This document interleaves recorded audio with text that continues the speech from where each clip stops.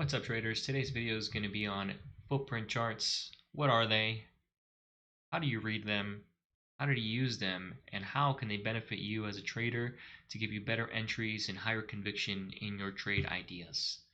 First and foremost, I'm just going to cover which market this is. This is the SPX futures or the ES contracts, both trading at a 5-minute time frame. Each candle in here, in other words, will be 5 minutes. You got a 5-minute print here, 5-minute print here. So they're both going to be exactly the same chart. The difference is the information that you're being fed inside of the candle and what occurred as price discovered or moved up or down. Okay, now there's a lot of information to unpack here, so I'm going to go into how to read these transactions. What do they mean? What are the red bars? What are all these numbers, right? And how are you going to use these to give you a better idea of how to trade in conjunction with your candlestick charts or technical analysis that you already use on your day-to-day basis. So in order to get into that, we're going to go in which each column or row symbolizes or means. The left column simply is all these sell orders that came through during this footprint chart. And so all the orders on the left side will be your sell orders. And in respect to that, all the orders on the right side will be your buy orders. And as you might have guessed, these red bars and these blue bars are your sellers and buyers respectively. Okay, so and then this rectangle, as you can see here, yellow rectangle has the sell side, a buy side at 11:45. That is your candle close. It coincides with the close of this candle here. And then these yellow highlighted numbers are going to be imbalances. In other words, how much more buyers or sellers were there in that specific price. So the settings that I have set up here are an imbalance of 3 times the amount of buying or selling. In this case, there was 3 times the amount of selling happening right at the low of this print, and which resulted in a sell. And in this example here, you'll have the amount of buying on this print 3 times the amount at the high of day. Now, they don't always correlate to a move or mean much. I just like to see the imbalances, especially on a trending day. When you have a chop like this, the imbalances don't really mean anything. They can definitely fake you out.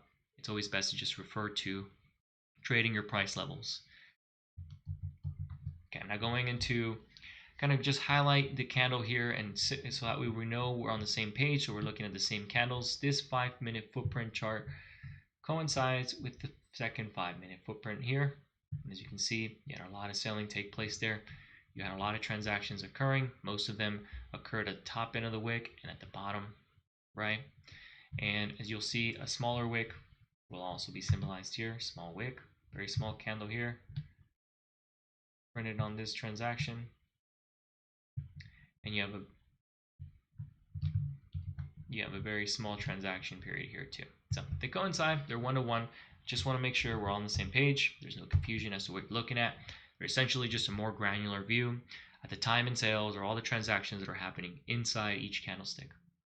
Now, how do you use this, right? How do you use this chart to make decisions for trading, right? There's a lot of numbers in place. There's so much going on here.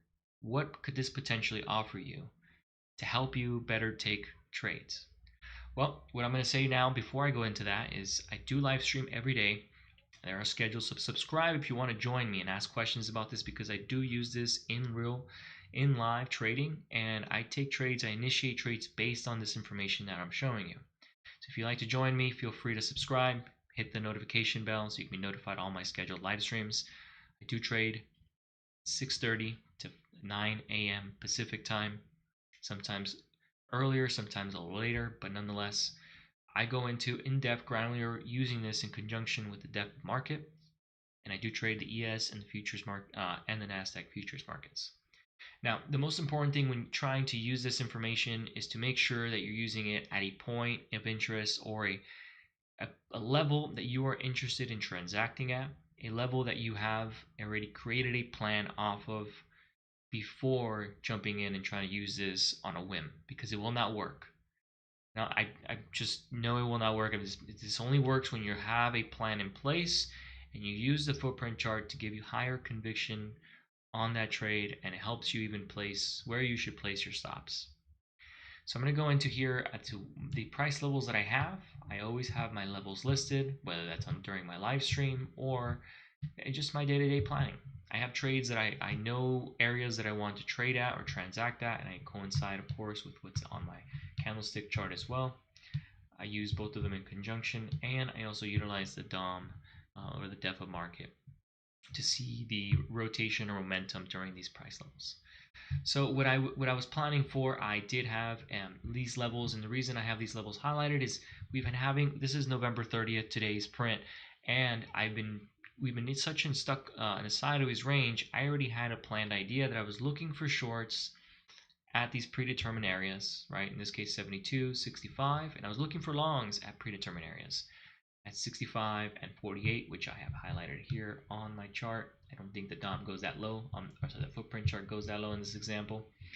But nonetheless, I have areas of interest, and what I'm doing now is I'm waiting for price to come into these areas of interest, and I want to see the transactions or the behavior of the transactions to give me some more insight whether I should be trading at these areas. And we do have a great example of this on this footprint chart, which is why I have it pulled up. I do have a live trading example of how I use this during the open market at the end of this video, so if you feel free to stay tuned. There will be a live recording of me using this, scalping for 4 points during a live trade, trading the ES futures using the footprint chart along with the DOM for the NASDAQ and the ES. So feel free to stay tuned to the end of this video for that. In the meantime, I'm just going to give an example as what I'm looking for as I'm looking at these footprint charts, right? Because you see graphs, you see bars, you see all this different information compacted here as price transact, right? So what does it mean? How do you use these numbers to help you make decisions? Well, whenever you see low volume trades or areas of low where least amount of transactions happened, that's usually when there's a momentum shift. A shift in momentum, meaning price is more than likely going to shift to the other direction because liquidity has dried up. There's no longer price. Nobody is no longer interested in transacting at these areas, or if they are, either side, buyers or sellers, swept the market and moved price in the other direction, and sellers or buyers were not willing or able to transact at that specific price. And you can see those two examples here. I highlighted them. You can see very low amount of volume traded in these areas in respect to the previous transaction that occurred. Just refer to the thicker liquidity spots here. There was a lot of price exchanged here at the middle part of these two ranges. But as soon as we get to the low end of that range, which coincides with 55, give or take a couple points or ticks, you see volume dry up. Buyers willing to transact price here, and the same thing occurred at the top end of this range. We got a low amount of volume transacted. Not many people were willing to transact. Momentum shifts, we revert back down, vice versa. Of course, this is a prime example of momentum shifting, liquidity drying up, buyers taking control, sellers taking control, and shifting the price back in the other direction.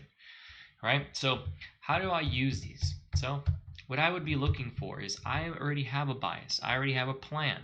I have a plan that anytime price would either hit the 72 or 65, I am waiting to see what is the price behavior as we head into these price levels, my areas of interest. And do I see the transactions? What are the transactions telling me? Are the transactions slowing down? Are sellers getting aggressive as we hit the lows? Are buyers getting aggressive as we hit the highs? What exactly is happening? So what I'd want to see is, in this example what I provide, is sellers willing to transact, and buyers unwilling to transact as price heads into my area of interest. So again, in this situation, you see that there is lots of activity going into this price here. You got a lot of thick volume coming in, about 1,000 contracts every couple ticks. But as soon as we start to hit the exact level that I'm interested in, you see liquidity start to dry up. you start to see the transactions start to get smaller, about 50 to 60% smaller than on the way there. So that draws my attention. That gives me already a conviction that buyers are not willing or able to transact as they get higher. And when you get a 0 by 19 in this case, a 0 by 19 transaction happen, that means that only 19 buyers are willing to fill at 65 and 0 sellers are willing to transact there. What that means is there's a drying up of liquidity. The transactions at these prices are non-existent. Because price moves and it's a liquidity vacuum, that means that ultimately, if no one else is willing to transact up here, price has to come back down, whether 2 points, 3 points, 5 points, 9 points, in order to fill more liquidity, right?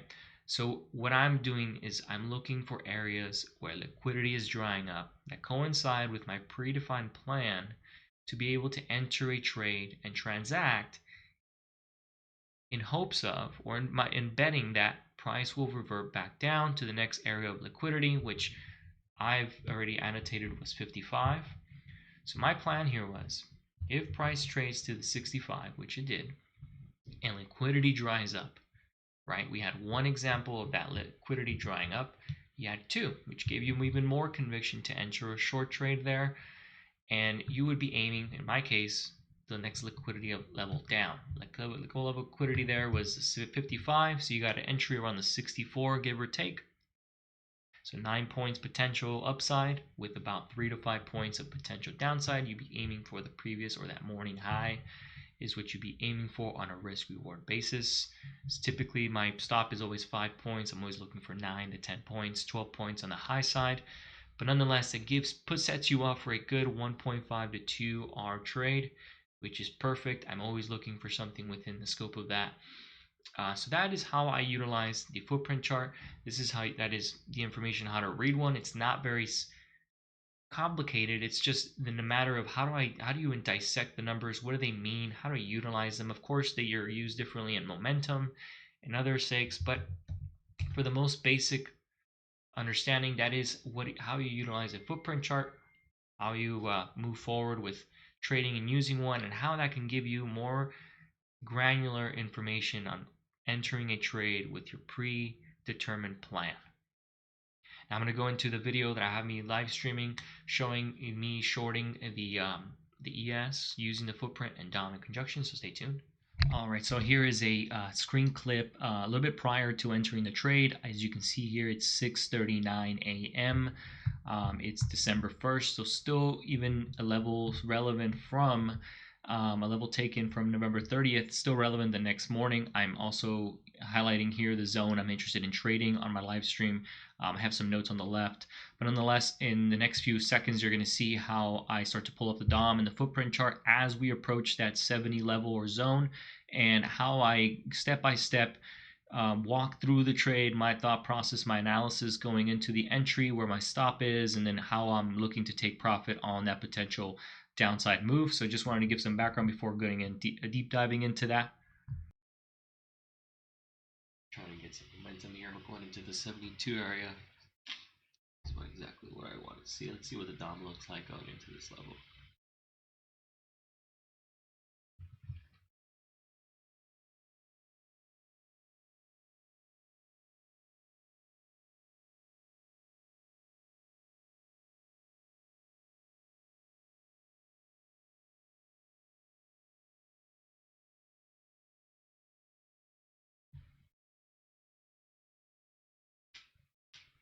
Here we are. So we're heading to 72 in the footprint chart. What I'd like to see is kind of something similar to this. You see no real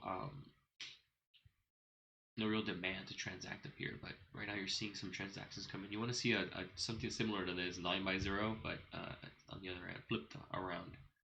That means there's no interest to trade above, and that usually means the last buyer is getting filled up there, or the last seller is getting filled up there. Usually when that happens, it's a momentum shift to the other side.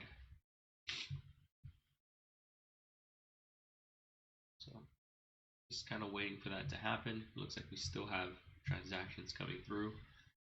They had decent fills up here. I want to see something smaller, but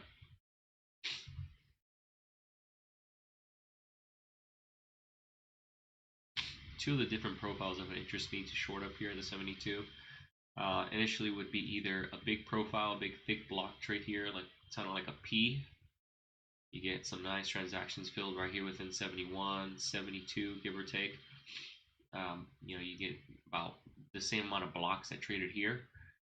And then with no follow through to the upside, that means that a lot of the buy orders got absorbed, and that would lead to some downside pressure to fill some more orders below where the rest of the liquidity would be.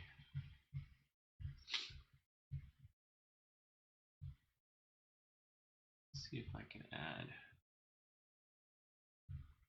the deltas. Give me a sec. That helps too.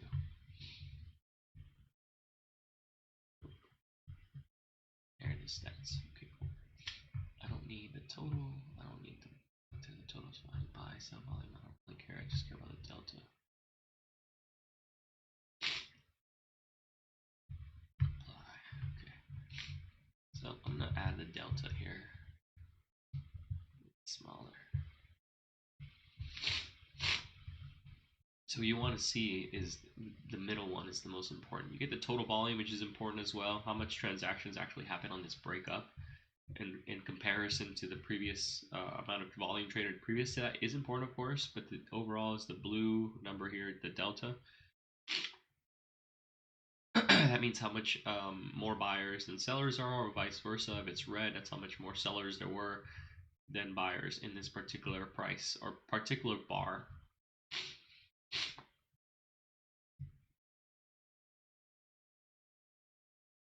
So for shorts, you'd want to see the opposite of this footprint chart. You'd want to see the thin volume traded on the upside, as opposed to on the downside where we have it here. This is actually pretty bullish if you look at this.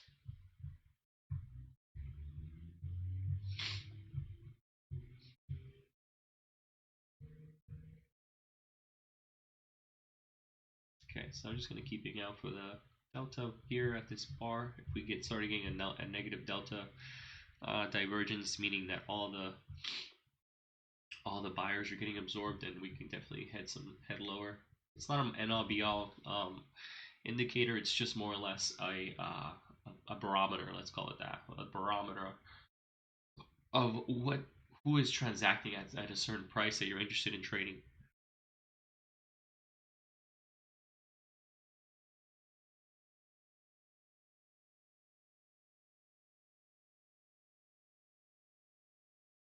Here's the 72 area that I'm interested in trading. So let's see what kind of action we actually get.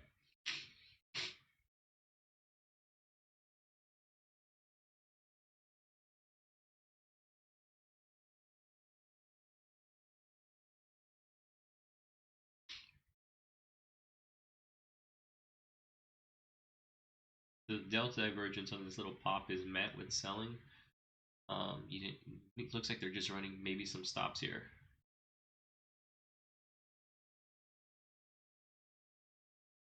Okay, you got that 0 transaction on 2 of them. I'll try the short here. I'll keep a tight stop, of course, if we squeeze above, but it looks like they're trying to take stops out from that potential squeeze up with the low delta divergence.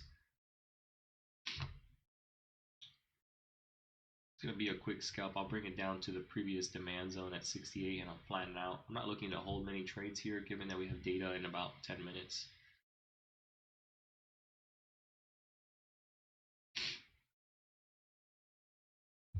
So you can see here you had little to no demand trying to exchange hands up here as soon as we spiked up. It looks like they took stops and then they're trying to run it back down.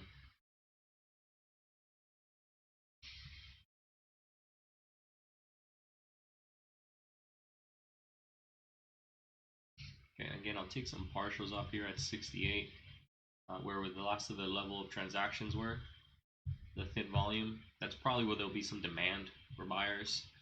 So it's only a 4-point scalp, but these kind of things, these kind of indicators on the footprint chart really give you some great insight as where momentum's drying up and a minor pullback is possible, especially if it coincides with a price level that you're interested in trading.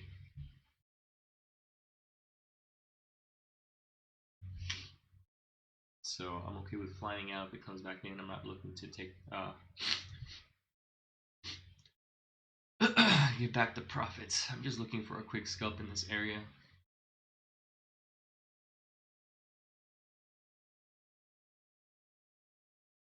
So as this profile is building up here, what I like to see is that the fact that the buying up here was absorbed and we haven't gone back over that bar. And as soon as they do, they have potential to squeeze higher. So they're kind of doing that now. Just keep that in mind. The NQ is kind of being dragged a little bit. Every time it goes up, you get some rejection. So I'm looking to hold it as long as the NQ also is losing momentum as we trade up.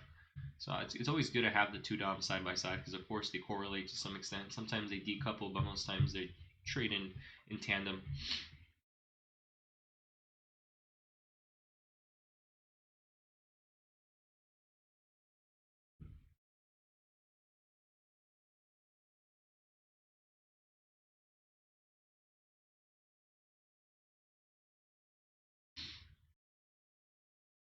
So as you can see, the delta divergence is turning red here now. There's more selling than there is buying in this same bar. It's not a lot yet, so the divergence is still minimal, but you want to see this increase a little bit or just remain negative.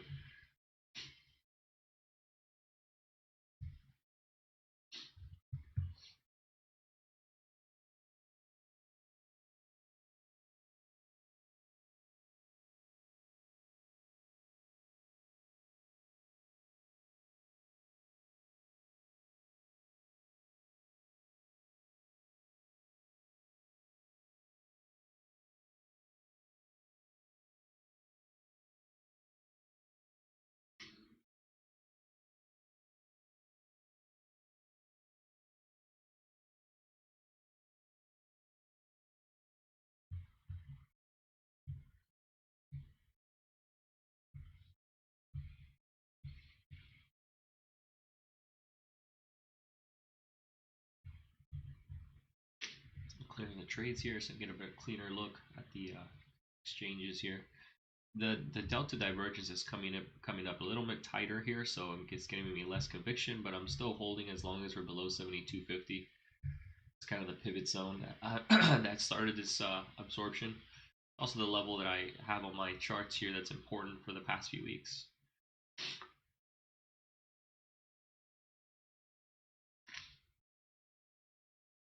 So this is how I utilize the DOM in conjunction with the footprint chart to find entries.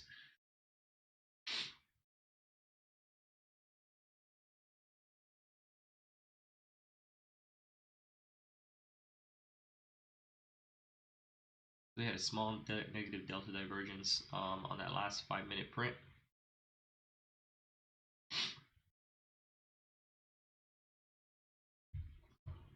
See that here.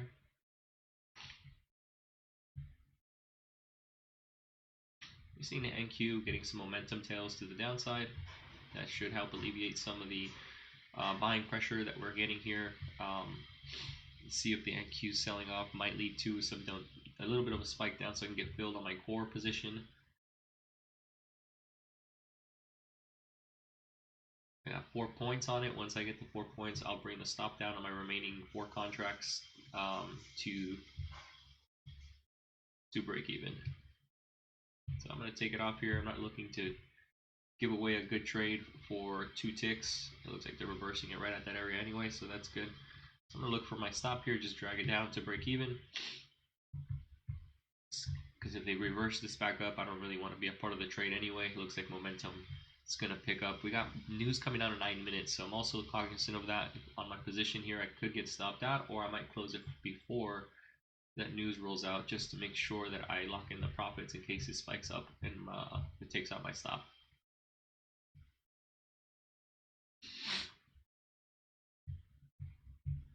So you're getting another delta reading here. Very minimal, both of the delta readings. Volumes relatively similar to the previous few bars on this previous 2 closes.